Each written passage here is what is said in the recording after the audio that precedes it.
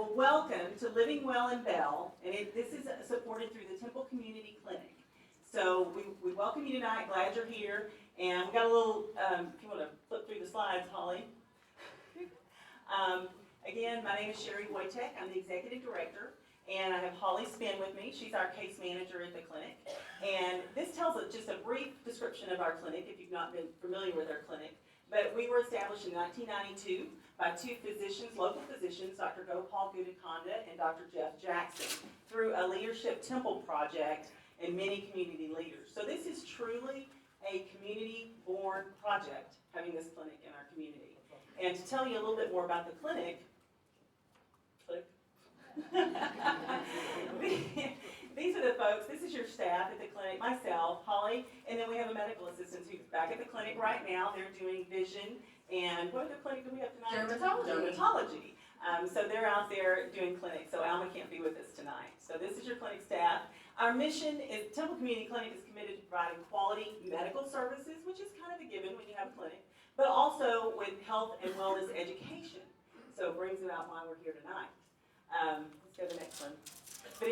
But our clinic specifically and why we exist is because this is basically the group we serve, the people who fall in the gap, the people who don't qualify for government programs, which could be Medicaid, Medicare, those type, and then they're insured through employers or own private insurance. So folks who don't make enough to qualify for that, and they make too much to qualify for the government, they fall through the cracks. So that's really the purpose of our clinic in the community, is to make sure we're serving that population.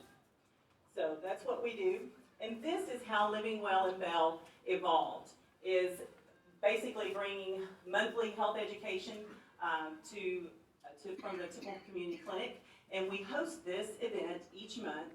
And Patricial Sulak has been instrumental in helping us bring together great speakers like we've had over the past 3. This is our 4th one, right? Yes, it is. Yes, this is awesome. And so this will continue each month, and we'll have featured speakers, and we already have one of our speakers sitting on the front row right here, Dr. Waxman.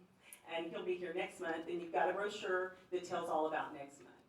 So Holly, I'm going to pitch it over to you to tell a little bit about that.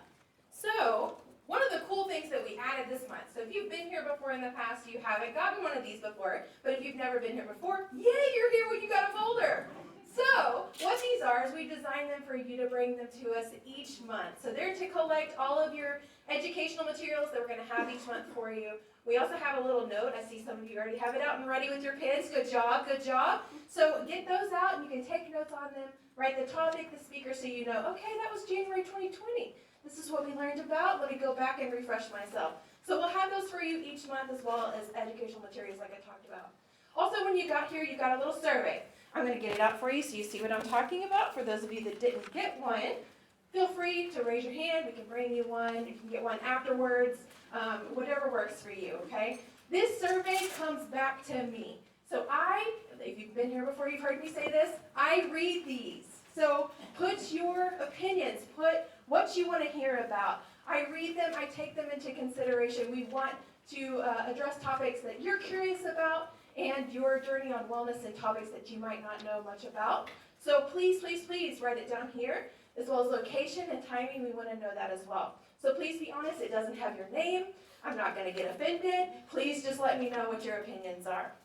All right, so I actually have the honor of introducing our speakers. I think most of you already know them, but it's my honor to introduce the first one, which is Miss Helena Linzy.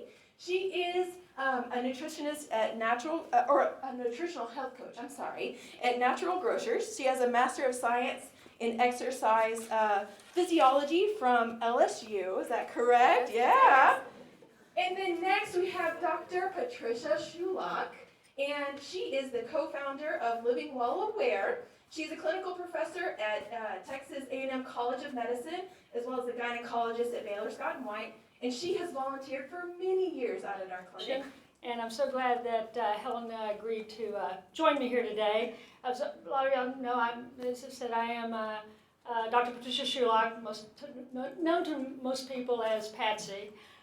And I've been practicing at Scott & White now for going on 33 years, so I feel like I'm part of the furnishings there. But I only work there 1 or 2 days a week now because busy speaking on wellness. And how many of you have heard me speak before? Didn't you get it the first time? No, I spent a lot of time speaking on wellness, and it was not on my bucket list of things to do. I was drug into wellness by that guy right there. He drugged me to the first wellness conference 12 years ago, and it's been a game changer. In fact, it's been nothing short of miraculous. And we're going to be happy to talk about that, some of that today and next week. So, Helena, tell us a little bit about yourself.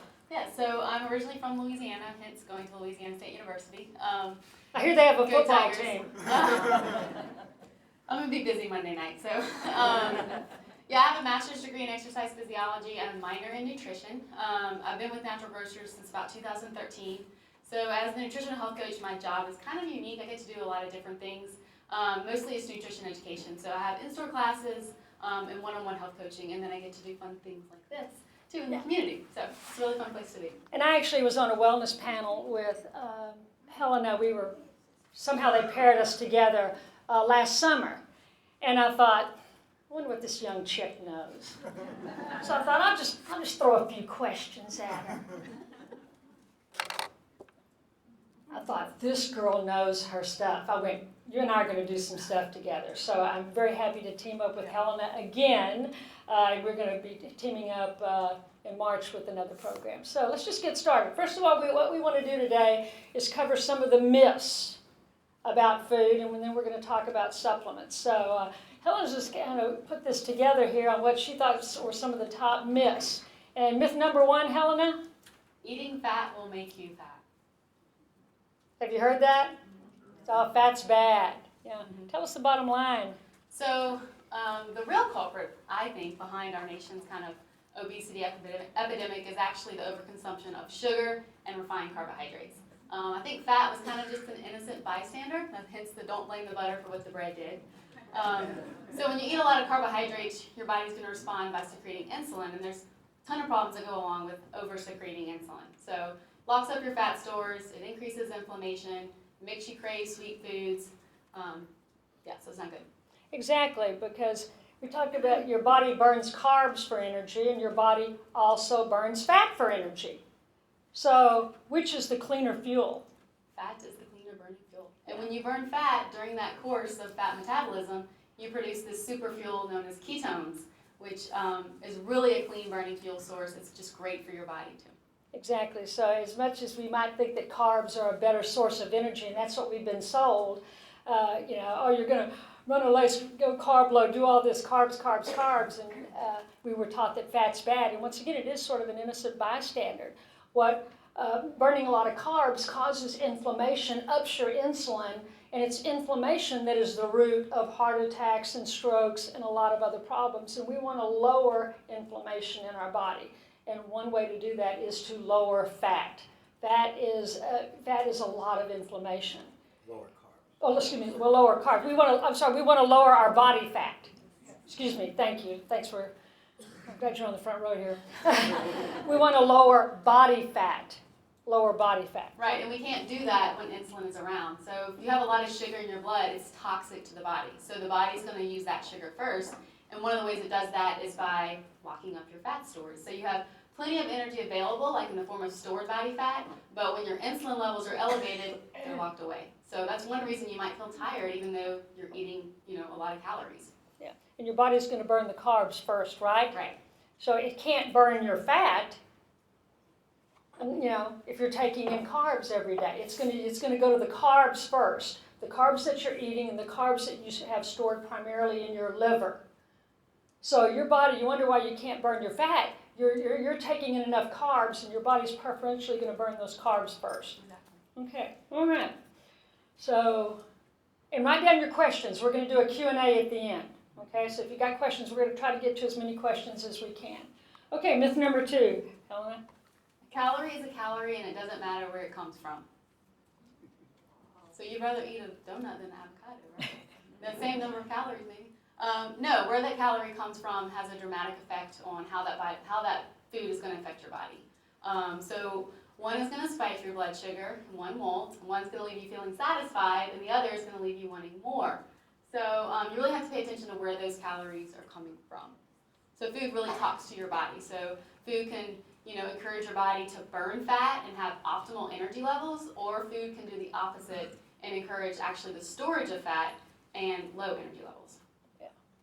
So, but we've been sold carbs for so long as like to be a large percentage of our calories, and that's been actually from USDA recommendations. Yeah. So I don't want to ruffle any feathers here, but there was a Times article a couple years ago that talked about how the sugar industry actually paid researchers to place the blame to fat.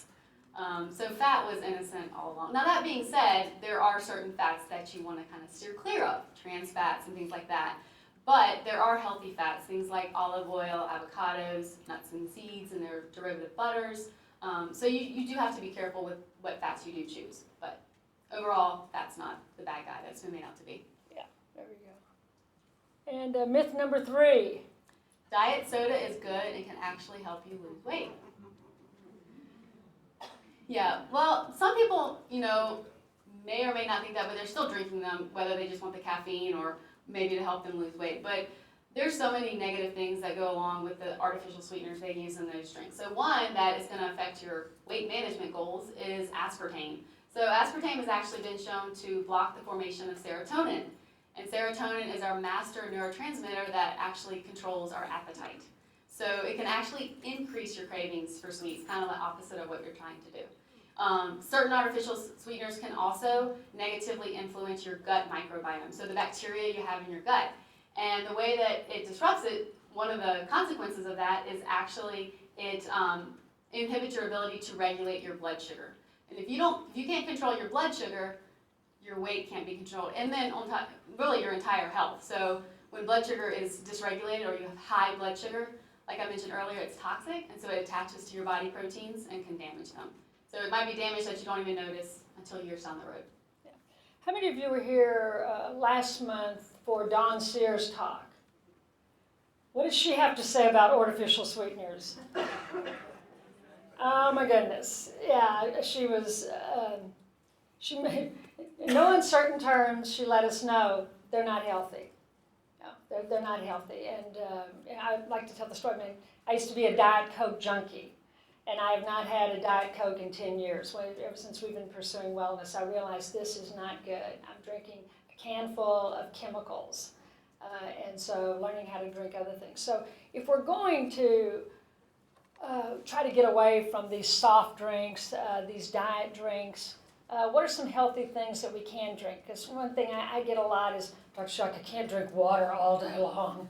I'm sick of drinking water. Yeah, so in addition to water, unsweetened tea is good. Kombucha, you'll be getting some nice probiotics with that. If you're absolutely craving like the soda, like the fizz and stuff, you can either make your own with some sparkling water and a couple of some lime and lemon juice, and maybe like a little bit of kombucha, so you can make your own kind of spritzer. So what's kombucha? Kombucha is a fermented drink, and it contains probiotics. Most of them are pretty low in sugar. You can get a whole bottle for 4 grams of sugar or less, so very low calorie too. Yeah, I had mine today. I've got a refrigerator full of it. So learning how to drink other things that taste good. I think it tastes good. Someone else in my family doesn't think it tastes good. But looking for other things to drink, just like flavored water. Like, how many people are drinking Topo Chico? Yeah, another flavored water, something like this. But now I have my tea, it's unsweetened. I just don't put any artificial sweeteners in it. I've gotten used to drinking my tea without sugar, my coffees without sugar. My coffee is black now. I've become a coffee snob because when you're drinking it black, you want good coffee. So trying to drink things without calories or with minimal calories. A lot of people are having difficulty getting rid of their excess body fat because they're taking in a significant amount of calories every day in their beverages. And a lot of them, every morning go through that certain coffee establishment that has the green sign, and they're drinking these drinks that have hundreds of calories in them. I mean hundreds. rather than like 0 calories or maybe a few calories if you put a little cream in it or something. So we can get a significant amount of calories every day in our beverages. And one beverage that a lot of people are getting calories in is alcohol. Excessive alcohol consumption has become socially acceptable. And we all need to watch our alcohol consumption because excessive alcohol consumption, once again, it's carbs. And what kind of carbs are they? Simple carbs. And it also, your body's going to burn that ethanol first, so you're not burning fat. Yeah, exactly. And I have a lot of patients and friends who cannot lose weight because they're having, a couple of drinks every day. And that's hundreds of carbs right there. And so if you're having difficulty losing weight, I tell people, give up the alcohol. Give up the alcohol. You're going to you may be taking in hundreds, thousands of calories a week just in that one beverage alone. And if you say you can't give up alcohol, then you need to seek some help. Right? You need to seek some help. Lower your alcohol consumption. That's all. If we're going to drink responsibly. Next myth. Oops, I'm in charge of this here. Myth 4. All right, so breakfast is the most important meal of the day. How many of y'all have heard that? Yeah. BS. Your belief system. And the breakfast food that they do offer us really is just dessert in a box nowadays. So, but really extending the nighttime fast can really be beneficial for your health. It has a lot of benefits as far as blood sugar balance, insulin sensitivity, and those two things, blood sugar balance and insulin sensitivity, are key to health. They really are. It also can help with something called autophagy, which is basically just your cells recycling worn out, damaged cells. And that's important for maintaining muscle mass. It's important for a healthy immune response. And it's also important for removing toxic compounds from the body. For example, one example would be beta amyloid that's in Alzheimer's patients, the brains of Alzheimer's patients. So there's still tons of studies still happening right now as far as the benefits of fasting go, but they have some pretty promising results so far. So. Yes. When we think of fasting, it's been around for centuries. And where is fasting promoted? In the Bible? Yeah, in religious fasting. There's several days of the year that, with my religion we fast. You're supposed to fast, not eat all day long until in the evening. And if you're a Muslim, Ramadan, you do it for that whole extended period of a few weeks. So fasting has been around for centuries in the religious world. And if we look at it, we weren't meant to be eating all day long. Our ancestors didn't eat all day long. They might go find some food and gorge and then go for a few days and not have much food. And that's one reason when you gorge, you do have some fat stores. You may need them. But today, I don't think any of us have to worry too much about lack of availability of food because it's everywhere. So we really weren't meant to be eating all day long. Now, if you're someone like me, born and raised on a farm and a ranch, where we were hoeing cotton all day long, picking cotton all day long, we ate 5 meals a day, and we were all at or below our ideal body weight because we were burning thousands of calories a day. Well, then I went off to college.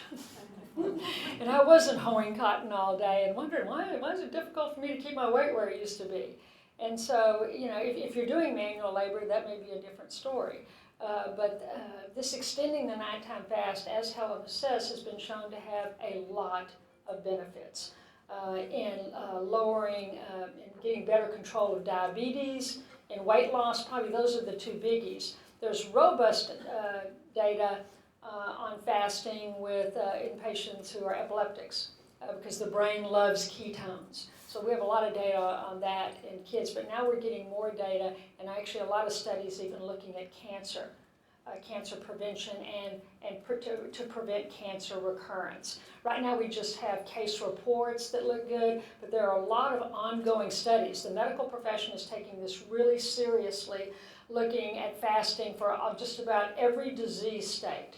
And the New England Journal of Medicine just published a review article on fasting. And do any of y'all get my weekly blog? Yes.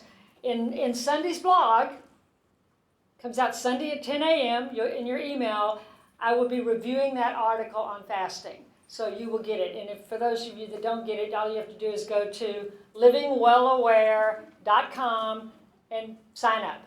It's called 1 Minute Wellness because it takes you 1 minute to read it. Except for this Sunday, it took me about 4 minutes to review this article. So it's going to take you 4 minutes instead of 1 minute. So but just go to livingwellaware.com, give me your email address, and that's all you will get. All right? 1 email a week. Promise. I hate it when people send me an email every day, these promos. That's not going to be me. So there's a lot of benefits to fasting, and that's what I did all day long. I don't eat breakfast in the morning. Sometimes I don't even eat lunch. I finally ate this afternoon, and all day long I was just high on ketones. I had so much energy. But if I eat breakfast, 2 hours later, I'm hungry again. What's that about? Probably your blood sugar. Yeah. Yeah. If I eat breakfast, 2 hours later, I'm hungry again. Because most breakfast is full of Sugar. We were pushed cereals and all this granola and all this stuff with carbs in it. So now, admittedly, if you are a diabetic and all, you're going to have to watch your blood sugars. Anyone who does prolonged fasting, particularly if you're doing long fasting, you need to do that under a doctor's supervision. But all of us can say, rather than eating breakfast right first thing in the morning, let me see if I can delay that a little while. And if you do have trouble with blood pressure control, you're going to have to monitor your blood sugars and do that under the supervision of your doctor. Yep, there's a principle I like called delaying your first meal until when, which just stands for when hunger ensues naturally. And at first it might be 30 minutes after you normally eat, but as you become more kind of fat adapted, that's kind of a metabolic flexibility and fat adapted are kind of like buzzwords lately with all the keto diet stuff going on. But once you retrain your body how to burn fat for energy, and that's the problem with, I think, most Americans is we don't know how to burn fat. We're burning sugar. And so once your body learns how to burn fat, you can go for hours without eating because most people have plenty of energy stored to run on. Yeah.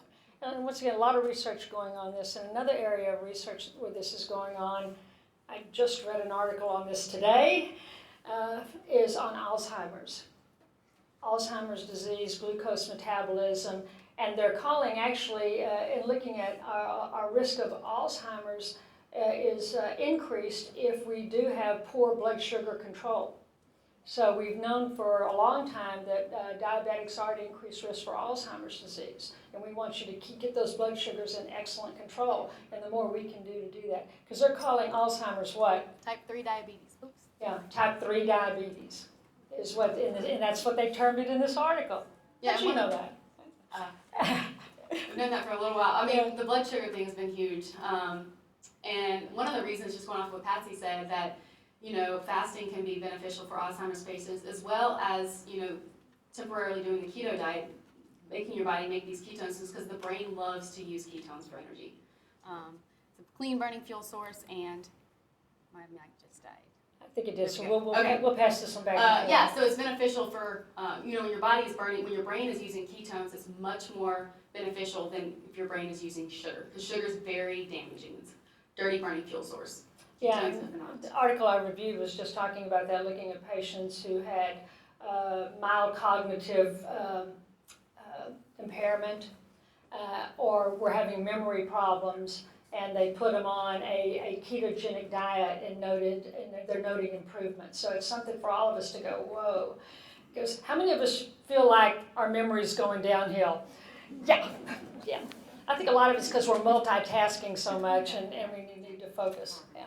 But there's so many benefits. But once again, tonight we just want to touch the surface of a few of these things. Because maybe you've heard stuff and you don't know, is this really real or whatever? So we're touching the surface of it. If you want to know a whole lot, we're going to be doing a full day course in March, okay? Let's see, myth number 5. Here we go. So ketogenic eating means gorging only on fat. And that's a big, big myth. The keto diet actually emphasizes a variety of low-carb, non-starchy vegetables. That's what you really should be eating. That, moderate amounts of healthy protein, so naturally raised meats, pasture-based eggs, those are all good options. And then it's ultra low in carbohydrates. So you don't have to eat you don't have to eat so many grams of fat to be on the keto diet. The keto diet is all about retraining your body how to burn fat for energy. And once you do that, then you can go back to eating more of like an ancestral style of eating that would include some of the starchier vegetables. But again, you're going to be eating, the three main components are always going to be vegetables, protein, and fat. And what kind of healthy fats again?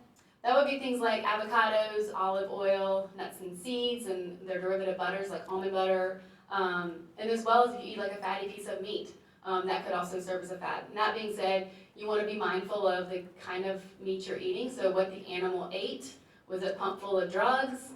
So going with naturally raised is definitely important to do that. So tell me about coconut oil. So coconut oil is rich in medium chain triglycerides, MCTs. Anybody heard of MCT oil? Bulletproof coffee or any of that stuff? So basically, medium chain triglycerides are really special. Because of their medium length tails, they are absorbed differently than other fats are. So they're sent directly to our liver where they're preferentially used for energy. And during that course of metabolism, ketones are produced. So it kind of can be a great boost for, if you are doing a low carb diet or if you are doing keto diet, to add some MCT oil to your coffee. It's really great for brain function. Like Patsy was saying, with the blood sugar imbalance and things like that, when your brain is using ketones, not only is it giving your brain energy, but it supports the organelles inside your brain that are responsible for making energy, those mitochondria. And the more mitochondria you have and the healthier they are, the longer and the healthier you can expect to live. It's also important, for anybody thinking about doing the keto diet, that you don't jump straight from the standard American diet into keto. So the standard American diet, people are eating around 300 grams of carbohydrates per day. If you want to go keto, that number drops to 50. So you're sending your body into a kind of shock if you do that. So you really want to kind of... That leads to what? The keto? Flu. So headaches, fatigue, not fun stuff.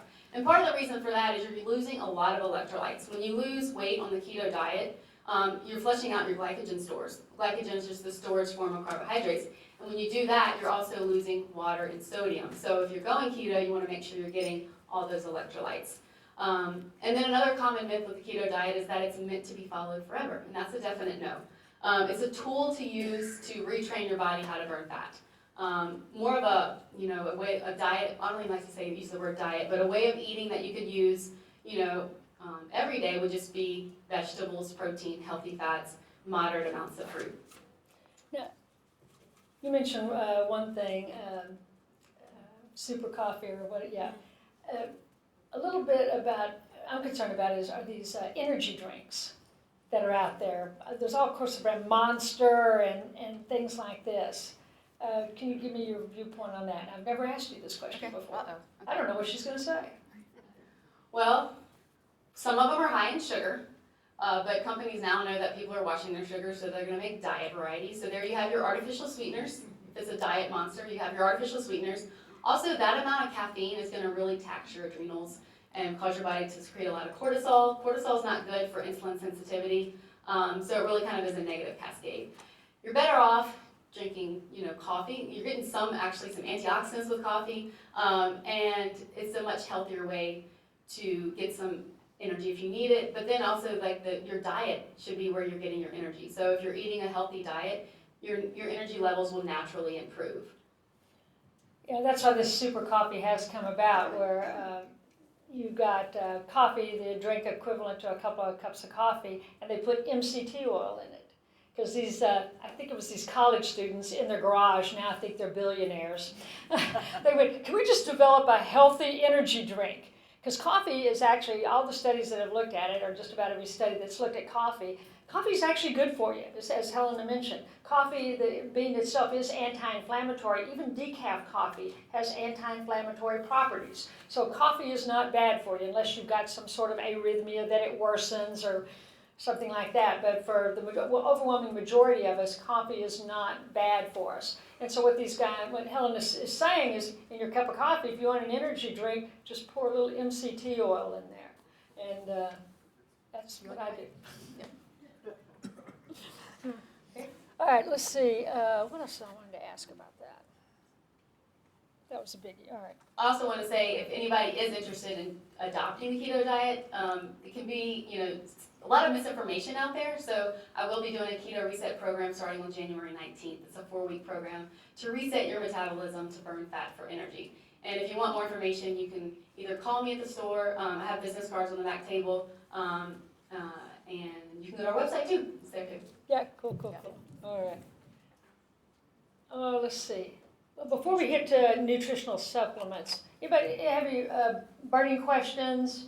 Yes. Stevia. That's what I was going to ask you. I knew that was going to come up. Very good. Stevia. I know what Don Sears said last month, so let me see what you're going to say. I will say it's still relatively new. Even though it's natural, we don't know the long-term effects of eating that, over the long term in concentrated amounts. That being said, I think, and Dr. Spears may not agree with me, but in small amounts, I think it's okay. It's better than using some of the other sugars. But we really have to try to retrain our taste buds to not. Sugar is addicting. It is addicting. I read a study about how rats actually preferred sugar over cocaine. They look the same, but so it's really about kind of retraining your taste buds by eating healthy fats and quality protein. But I think a little bit of stevia here and there would be okay. But I think if you could just add some cream or it's like a half and half or some type of fat instead of stevia, that might be a good option too. Yeah. Don's viewpoint was they always keep trying to come up with a safe artificial sweetener, and every time they find that it's not safe, so she goes, that's her viewpoint was get rid of the sugar craze. Yeah. You talk about sugars. What about the sugar you get from fruits? Yeah, so the sugar in fruit is fructose, and again, we don't want to be eating large amounts of it, even though it is a natural fruit. If you think about it, our ancestors didn't really eat that much fruit. They had to work hard to get access to fruit. So you definitely don't want to, have a Jamba Juice smoothie every morning, because again, it does have sugar. That being said, when you do get the sugar from the fruit, you're also getting tons of nutrients. So it's not empty calories. Say you ate a bag of Skittles, but it's still sugar, and it still will cause your blood sugar to rise. So if you are eating fruit, it's good to pair it with some type of protein or healthy fat. Those are slow digesting nutrients and will actually slow the rise in blood sugar. I went from processed cereal to yogurt and fruit. My wife keeps telling me, well, you just can't load up all this fruit. And so I'm just trying to find a happy balance. Give up breakfast.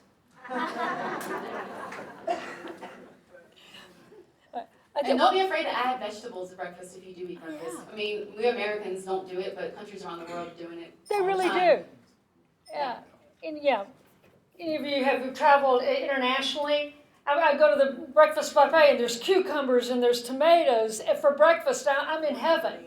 If I'm eating breakfast, we sometimes forget that we can have that. Now, speaking of fruits, I try to avoid high-calorie fruits like grapes and bananas. What are your favorite fruits? So my favorite fruits are pretty much any of the berries. So blueberries, blackberries, strawberries, things like that. Yeah. In moderation, yes. Yes. What about honey? What about honey? Yes, honey is a good sweetener too. It's going to be packed with nutrients as well, so it's not going to be empty calories. But again, you want to keep in mind that it does raise your blood sugar, so again, it's going to be moderation. But definitely that's preferred over any artificial sweeteners or even real sugar. Good question. Yeah. You keep talking about MCT oil.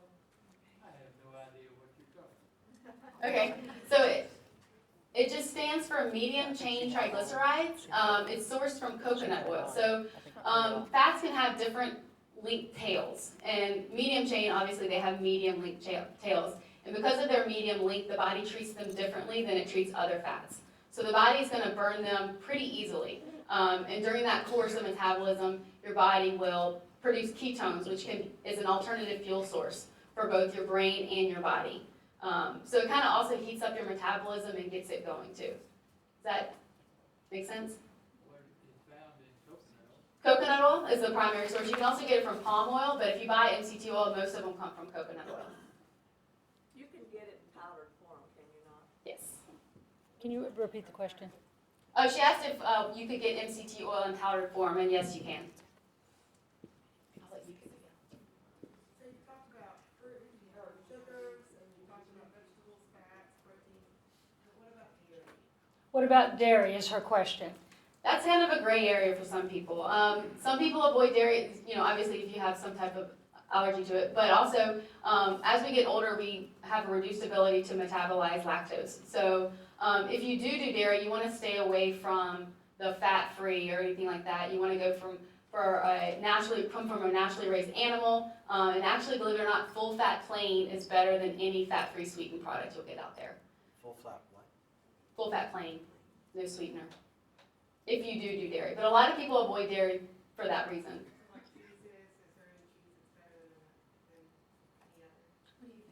Oh, cheeses? It all depends who you talk to. What's, Blueberry with a piece of blue cheese. sure. If you were Michael DeBakey, anybody remember who Michael DeBakey was? The heart surgeon said, fats are good for you. And he'd eat a big piece of camembert cheese at every medical meeting he attended, I think. So the data on cheese, it is fats. Do I do a lot of dairy? No, I've gotten most of the dairy out of my life, and my stomach thanks me for it. Because I'm one of those people that with age, I wasn't metabolizing it very well. So I may have a little cheese, but the thing about it is, I think watch it in moderation. I don't know that one cheese is better than another. I wish I knew the answer to that question, if there was one better than another. And once again, if you have a horrible cholesterol abnormality, you may want to watch that. We'll get a question over here. Yes. How does almond milk, for that health, I was told that coffee with almond milk is probably one of the best. Almond milk. Yeah, you can do almond milk. You just want to look at the sugar content because they all look the same, but some of them will have 10 grams of sugar and one of them will have like 0 grams. So going with unsweetened is going to be your best bet. But yeah, it's a great thing to add to coffee. Yeah. And some of the almond milks are supplemented with calcium, so you get your calcium that way. Way in the back.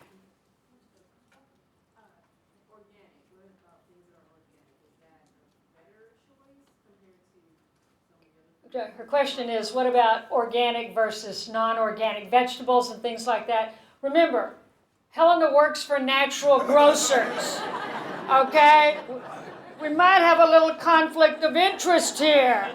Not everything we sell is organic. But, that's true, but I don't have stock in natural grocers, but I try to buy organic. Coming from a health perspective, there is something called, anybody heard of the Dirty Dozen and the Clean 15? Dirty Dozen? So buying organic everything is probably not feasible for a lot of people. But if you're buying a lot of produce that's on the Dirty Dozen list, strawberries and spinach tend to top that list year after year. So those you want to go for organic. So don't feel like you have to buy everything organic. But those you definitely want to, that are on the Dirty Dozen, you want to buy organic. Clean 15 is not as important.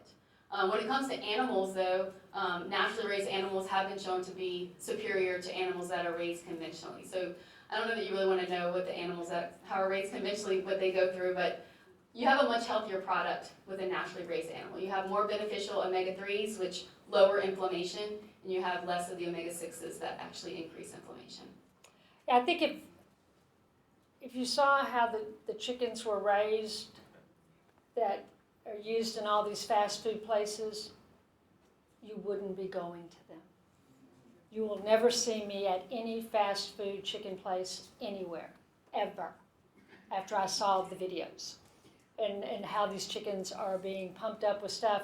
From the time that they're born to the time they get to whatever fast food chicken place you're talking, is just a few weeks. They're pumped full of so much stuff. So I personally will not eat chicken. I personally will not eat chicken unless it has natural, no antibiotics, no preservatives, no hormones. And you can get that at most grocery stores now. It's why I usually don't eat chicken when I go out to eat at restaurants. We're in the back. So the keto could lower your cholesterol. Yes. First of all, if you're burning fat. You're burning your body's fat. And a lot of people who have cholesterol abnormalities are overweight, and they just don't have good fat metabolism. And so once again, depending upon, you could have some people do have a hereditary cholesterol abnormality. And if you do change your diet, watch your cholesterol level. A lot of people have seen improvements in their cholesterol levels with ketogenic diets. But once again, watch how you do ketogenic. If I'm doing a ketogenic diet, I'm filling it full of really good vegetables. I can get into a ketotic state eating a lot of vegetables and good fats like avocados and nuts and things like this. I'm not necessarily filling it up on sausage and bacon, which is what some people are doing. I'm going to go over that a little bit more, just to emphasize that. Oh, so I'm good, yeah. Go over about the keto diet? Yeah, about a healthy keto diet. Yeah, so a healthy keto diet is full of lots of vegetables. Like Patsy said, you can get into a ketonic state with eating lots of vegetables. You can also do it by fasting. The goal with the keto diet is to lower the carbohydrate load of your diet, thereby lower your blood sugar and lower your insulin. And actually they found that diets high in refined carbohydrates actually increase LDL, which is the bad cholesterol, and it actually lowers HDL, the good cholesterol. What does? Refined carbohydrates. Refined, So lots of vegetables. When you go keto, you kind of avoid the starchier ones. That's one reason though the keto diet isn't necessarily long-term, because the starchy vegetables do offer us some nutrition, a good nutrition. So lots of low-carb vegetables when keto, moderate amounts of quality protein, so it's not a high-protein diet just because too much protein can actually inhibit ketosis. And then it's ultra-low in carbohydrates. But again, you're going to transition into that for at least 3 weeks before going keto. No, thanks for bringing that up. Anytime you have a disorder of metabolism, you've got pre-diabetes, you've got diabetes, you're born with a cholesterol abnormality, hypertriglyceridemia, and you start changing your diet, make sure you get your levels checked and see, are you getting improvement? Which chances are, if you're doing this correctly and healthy, you should, but monitoring. Okay. Way in the back. Back to the sugar type of things. How about the swerve and xylitol, those type of sweeteners? Yeah, so those are sugar alcohols, so it is an artificial sweetener, and again, the research, long-term research, just isn't out there yet. I would say, it also can cause some stomach discomfort if you consume a lot of it. Xylitol is deadly to dogs, so make sure you have that away from your dogs. Yeah. That's good to know. It's because from what I understand, what it does is it raises their insulin, and it has something to do with their blood sugar imbalance, and that's one of the reasons. Because it's naturally found in certain fruits. It's great for like teeth. It's great for dental health. It's got some antibacterial properties, but again, the research just isn't out there. So the goal is just try to minimize sweetness as much as you can. If you want to have something sweet, opt for like a really, really dark chocolate, piece of dark chocolate, like 85% or above. Actually, believe it or not, once you try the dark chocolate, you maybe will switch over. Maybe. Yeah. I think that the thing is trying to not eat so often, and then when you do eat some good stuff. Eat stuff that you enjoy, Yes? Long-term diabetic, and I've always been warned against ketoacidosis. Once again, diabetics, if your sugars get totally out of control, you can go into ketoacidosis, and that's why that's bad. And that's why if you are a diabetic and you're changing your diet, you're going to have to do this very carefully. But the problem with diabetes is that your body cannot handle sugar, and we've got to lower sugar content. Sugar's the problem. Not fat, sugar. Yeah, sugar is the problem. That's what's causing our diabetic epidemic today. Now, not type 1 diabetes. Type 1 diabetes is in children, but it's where half the population now is either diabetic or pre-diabetic. It's that bad because 7 out of 10 people are overweight. And the overweight did not come from eating fats, it came from eating carbs. Yeah. What we're going to try to do is hold on to the rest of your questions. We're going to try to finish this presentation. Obviously, there's a lot of excitement about this. Thank you, guys. Got an interactive audience. We're going to just hit upon, in the few minutes that we have left, we're just going to touch upon some nutritional supplement myths. Myth number 1, Helena, here we go. Okay. So you can always get all of your required nutrients from food. And I would say that I wish that was true. And in an ideal situation, that would be true. But because of our modern day farming methods, our soil is dirt poor. So we're missing a lot of nutrients in our soil. So there are some nutrients that you may not be getting enough of through your diet alone. So the first one, probably the most common, is actually vitamin D. It's the most common deficiency in our country today. We make it when UVB rays hit our skin, so it's converted into vitamin D then. But most people don't get enough. We're mostly indoors, right? So our ancestors were like living and working naked in the sun for thousands of years, and they were producing a lot of vitamin D. We'll compare that to where we are today. So most of us work inside, and when we are outside, we lather up on sunscreen, and that blocks vitamin D production. And vitamin D is really important. It influences over 1,000 genes. We have vitamin D receptors on every cell of our body, or from the top of our head down to our toes. So blood sugar regulation, mood health, bone health, of course, is another one. But vitamin D is really important. And the good thing about that is you can get a simple blood test, and your doctor can tell you what your levels are and if you are deficient. And a simple supplement can help raise your levels for that. Second most common one is magnesium. So that just has to do with the fact that our soil doesn't have it. And then on top of that, the fertilizers that they use on our crops actually prevents the absorption of magnesium that is in the crop. So we're getting hit on multiple fronts when it comes to magnesium.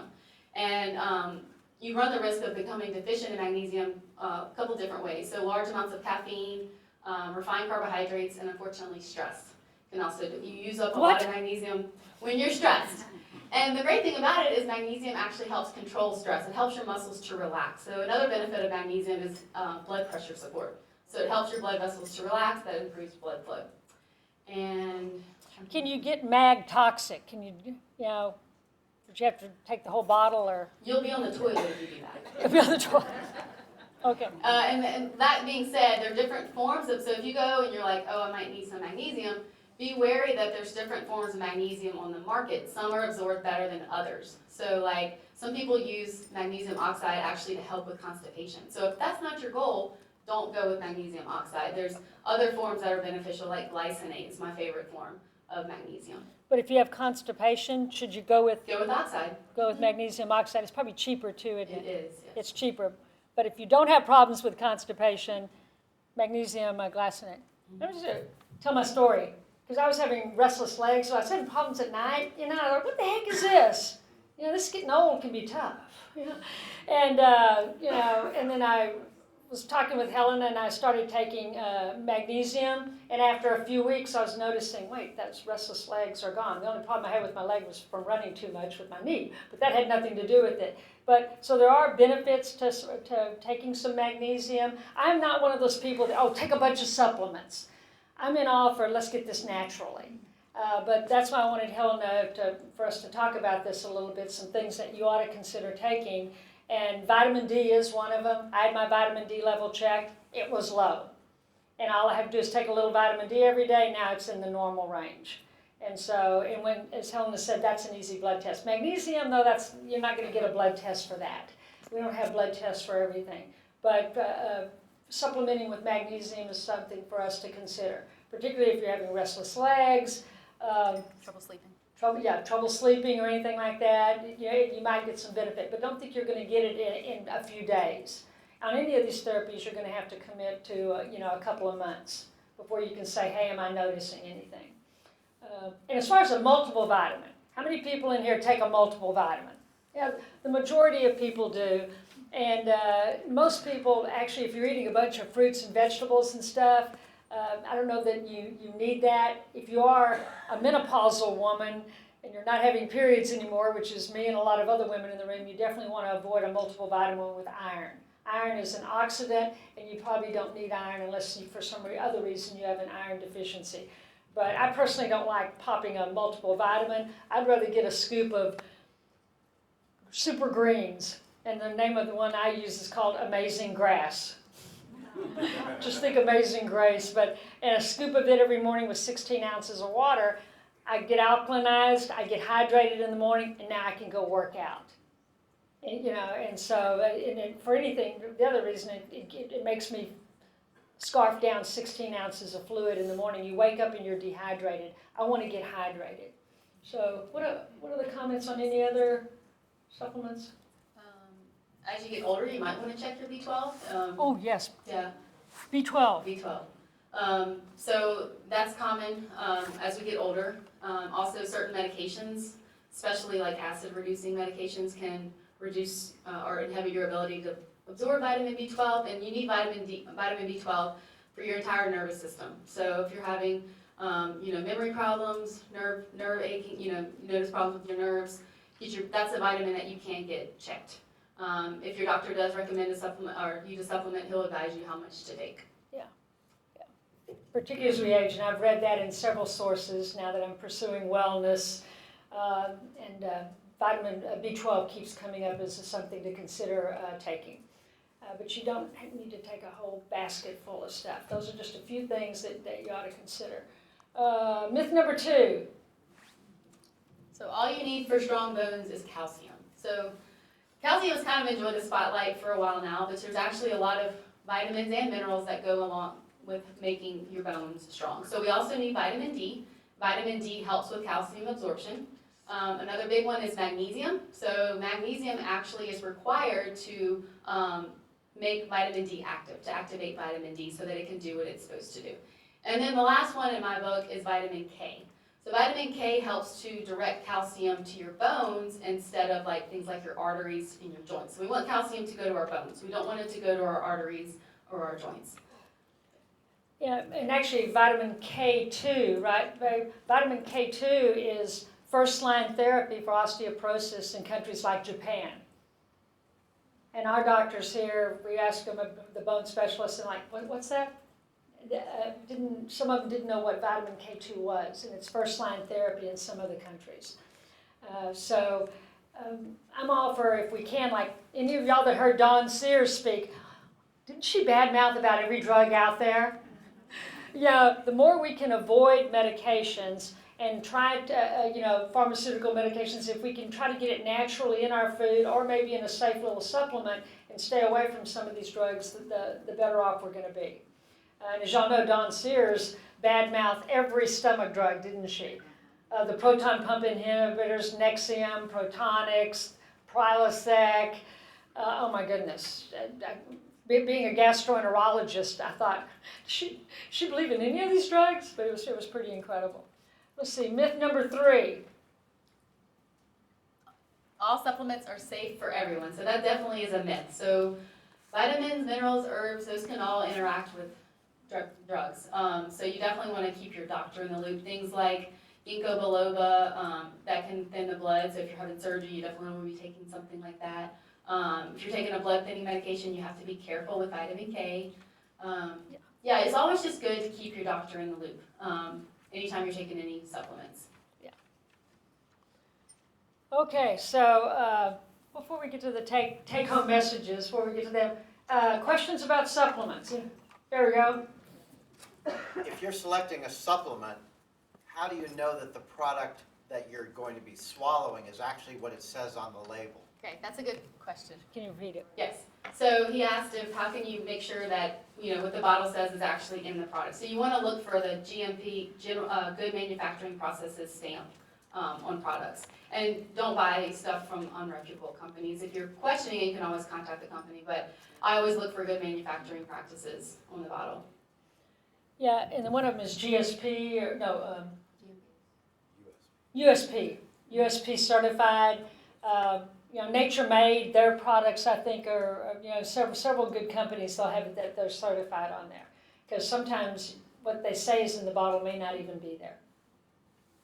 Yes, ma'am. I've been reading about the supplements through patches versus taking them orally, and the absorption of the supplement through the patch is greater than what you're ingesting orally. How do you feel about patches for the supplements? I know for sure magnesium is one that a lot of people use for patches. I haven't really heard of other, melatonin might be one that some people use topically. But yeah, I mean, you can absorb it through your skin. Yeah. Yep. Skin absorption, if you're doing it through the skin, a lot of times bypasses the liver. That's why for women on hormone therapy, doing something through the skin, a patch or a cream, is safer than doing something by mouth, because by mouth it stimulates the liver to produce clotting factors, which can increase blood clots. So sometimes if we can get a medication in the form of a patch, that's going to be better. But unfortunately, we cannot do that with most medications, and we can't do it with most vitamins and supplements, because the patch would need to be this big, you know, and you're not going to be able to do that. But with some products, we're able to, and we're doing that now. All right. Yes, way in the back. Yeah. I'm diabetic and I take Ultra B12 from her store, Natural Food. Did you pay her to say that? No. No. They lay eyes on her. And I take a teaspoon every day like it says to. Is that okay? For vitamin B12, Ultra B12. every, It has all the B vitamins in it. it has all the B vitamins. Is that okay? Because I have diabetes, so I have a kidney, it's compromised a little bit. She said to take B12 to make it be better. So when it comes to B12, you want to look at the form. There's two forms that you see in supplements. There's cyanobalamin and methylcobalamin. You want to opt for the methylcobalamin. So check your bottle at home and see what form of B12 it is. Okay, we don't have time to get everybody's questions, but we will hang around for a while because we want to make sure we get through the take-home messages. Take-home message number 1. So cut the carbs. Blood sugar balance is essential. And number 2. Eat real food that's raised in a healthy environment. Not in a cage. All right? Real food.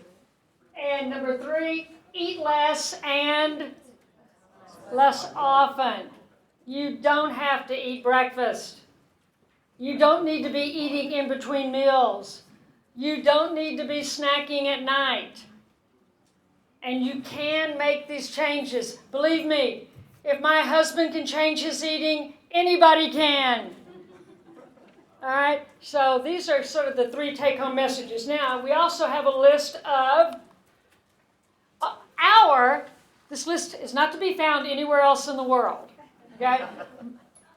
Helen and I came up with our top 10 list of foods to dramatically decrease or eliminate. And I'll let Helen go over them real quick. Okay. So we got number 1, sugar-laden beverages. Number 2, alcohol. 3, diet drinks and artificial sweeteners. 4, unhealthy fats and oils. Number 5, And unhealthy fats and oils, name some. vegetable oils. It's the main biggie. So things like safflower oil, things like that. And fatty animals raised in unhealthy Oh conditions. yeah, that goes, without saying. So any type of animal meat that comes from an animal that was raised conventionally.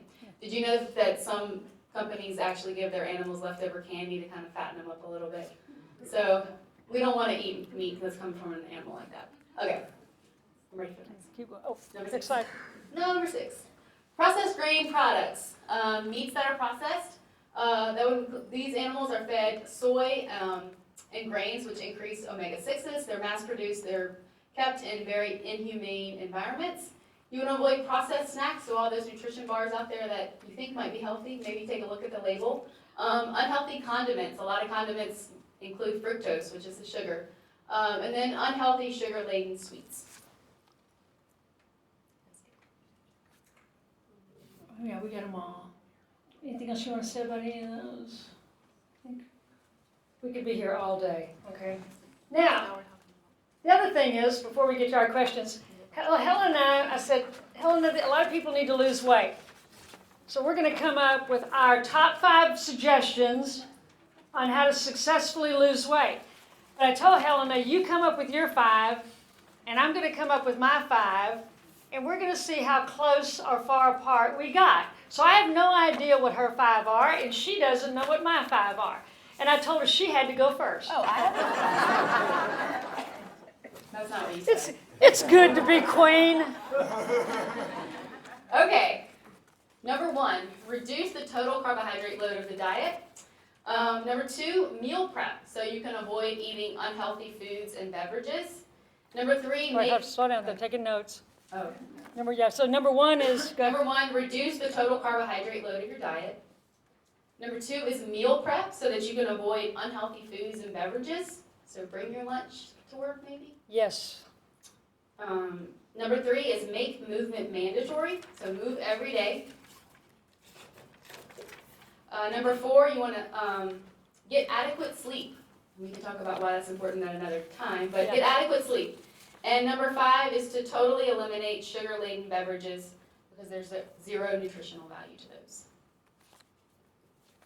everybody get those down?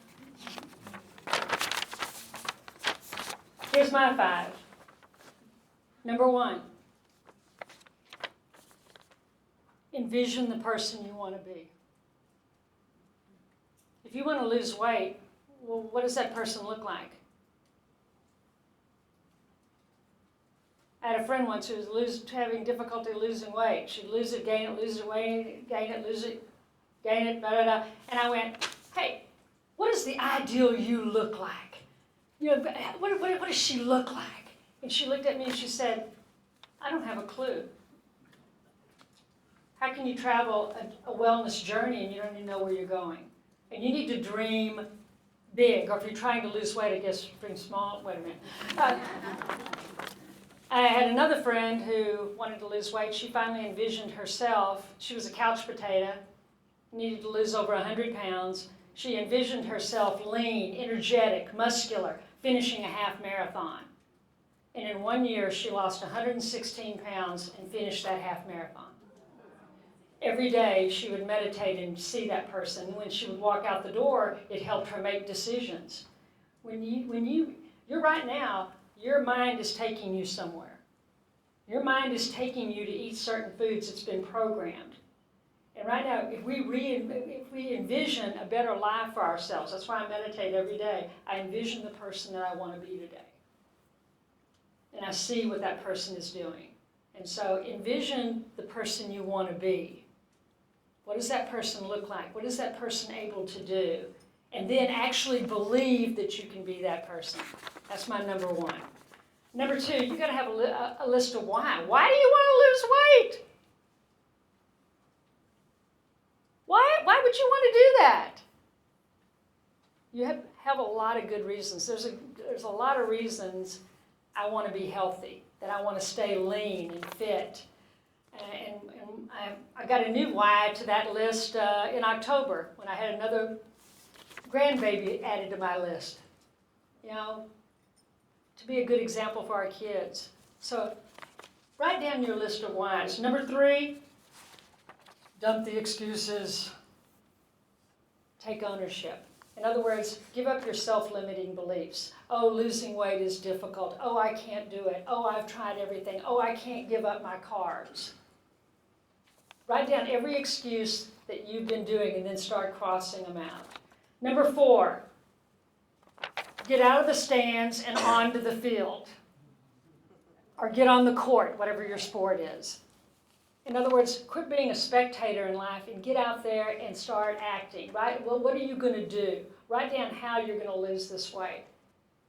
Get out of the stands, get out on the court, get out on the field. Like Helena said, make movement mandatory. But get out on the court with your plan. Those players out there, they have actually plays, don't they? You know, what's your plan to making it happen? And number 5, invest in your wellness. Invest in your wellness. We're spending too much money on health care. We need to, if we invest in our wellness, we'll spend a lot less money on health care.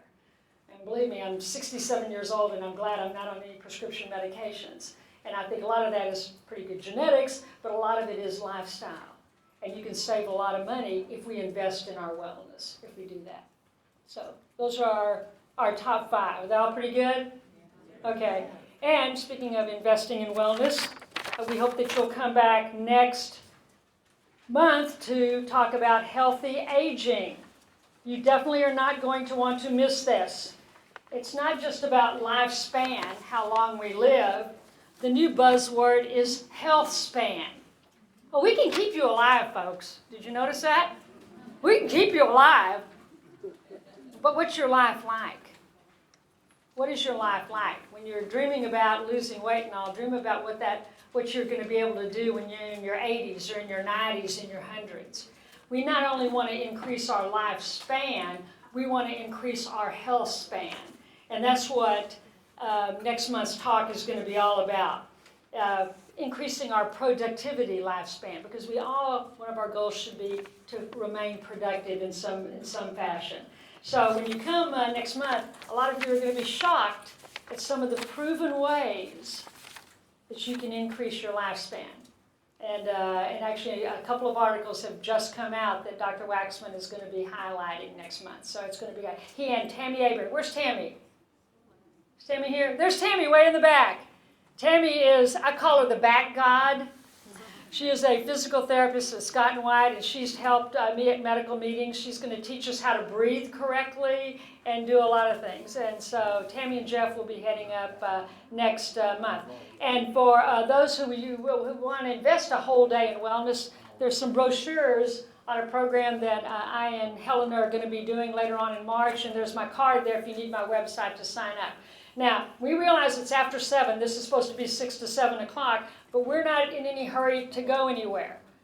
We are going to stick around and answer anyone else's questions. But before I close it out, I'm going to let Sherry close it out, since she's the leader of the pack. I don't know about that.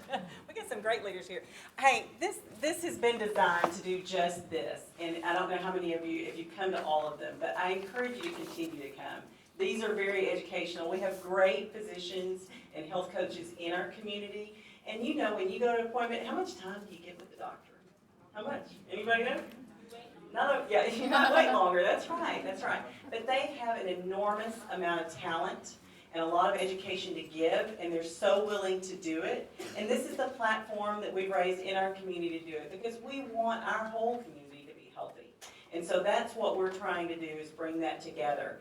Holly has passed out a little survey, and so if you will leave that with her, we'll be collecting those. Leave them in your chair if you want. We'll pick them up. But that's important to us, because that's what we want to try to deliver. We look at all of those. So we encourage you to come back. This will be back at this location again in February. But it will be on Tuesday. Will not be on a Thursday. It's the 25th of February. So make note of that. And the last thing I want to do is we always highlight different community things that are available. And one thing I want to make everyone aware of right now is it's tax season, or it's coming up, which is kind of a depressing topic.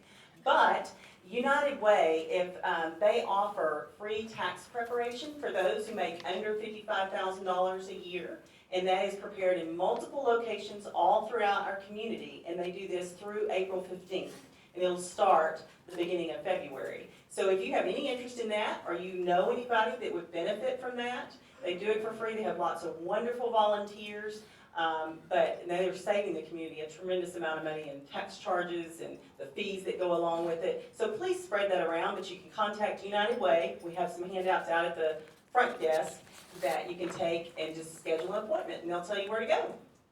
So that's all I have. Holly, you have anything else to add? No, just bring me the survey. I'm happy to read them. All right, and Patsy, you want to say anything else? No, But I do want to give these guys a great round of this girl. applause. Hey. Helena, awesome. and again, Patsy, for helping us coordinate this. That means a lot to the clinic, and she has given a lot to the clinic over a number of years. So we thank you, Patsy. It is awesome. And if you want to pick up a flyer, we have them on both sides about the March 6th program, and Helena's got some of her information also there. So, and once again, we're going to stick around. Thank y'all for investing in your wellness today. Thank you. Thank you.